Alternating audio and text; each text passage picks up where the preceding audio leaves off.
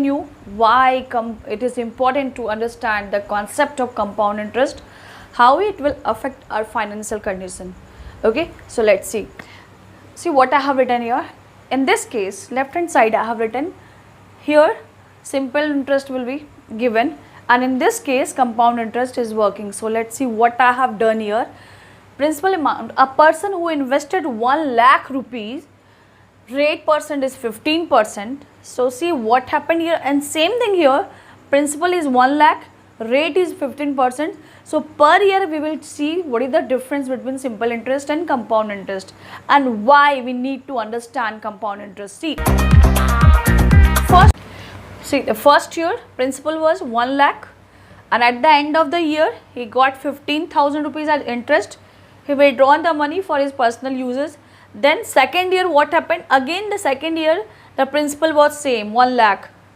Okay, so this is the concept of simple interest. Try to understand, principal is same every year. Why the person again at the end of second year he got 15,000, because 15% of 1 lakh is always 15,000, and principal is not changed. So 1 lakh principal is also for second year. So 15,000 rupees is he got as interest at the end of the second year. Again he withdrawn this amount for his personal uses.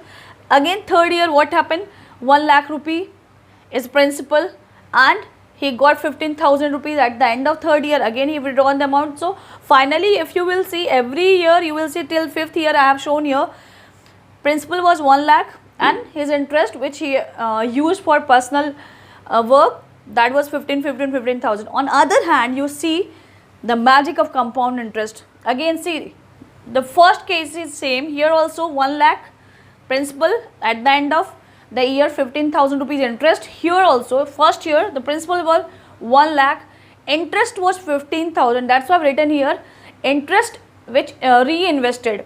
What that person did, he added this 15,000 in his principal, and again he reinvested that money. Instead of withdrawing the amount to buy few personal items, what he did, he added this 15,000 interest in the original principal. Now the real principal became 1,15,000. So now at the end of the second year he will get interest on this 1 lakh plus 15,000, 15% interest of 1 lakh and 15% of 15,000. So this will be 17,250. Now see the difference from here. In simple interest he will get 15,000, and for compound interest 17,250. Why this is a difference? Why there is a difference? Because here that person is getting interest on interest also.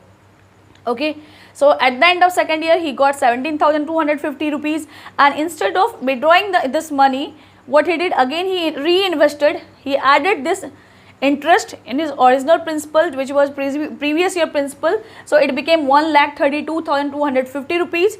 Now he will get 15% interest on 1 lakh plus on 32,250 rupees. So at the end of third year he will get 19,838 rupees. Okay, now see fourth year, this rupees will be added in his principal, so it became 1,52,088 rupees, and again at the end of the fourth year he will get the interest on this principal. See, every year the principal is increasing. 15% of 1,52,088 rupees will be 22,813 rupees. Now again this money added to this one, so now it is 1,74,900. This is the principal of that person which is already there in the bank at the end of the fifth year, and he got 15% interest on this money. If you will see here in simple interest, he got interest at the end of fifth year on 1 lakh he got 15,000, and here when we are discussing about compound interest, he got interest on this money. This is his principal now, 1,74,901 rupees, and he got interest at the end of the fifth year, that is 26,235. Here you see 15,000 fifth year interest, principal is still 1 lakh, and here it is about to be 2 lakh, just doubled. So that's why it is called as magic of compound interest, and it is compulsory to understand the concept of compound interest. That's why the great scientist as well as mathematician Einstein said that compound interest is eighth wonder. He who understands it earns, and he who doesn't pays it. So compound interest accelerates the growth of your savings. It will increase your savings and investment over time. If you invested a small amount, 1 lakh, slowly you have seen that it became about 2 lakh, which I have explained you right now with the help of the table.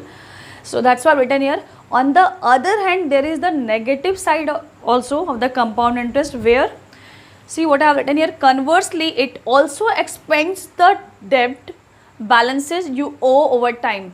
You just think that you have taken 1 lakh rupees from bank. You see, if you are not going to pay the money, slowly it will increase. 1 lakh rupees you have taken from the bank, and if you are not giving back on time, there also compound interest you have to pay, and it became 2 lakh or it is more than that. So it is compulsory to understand the concept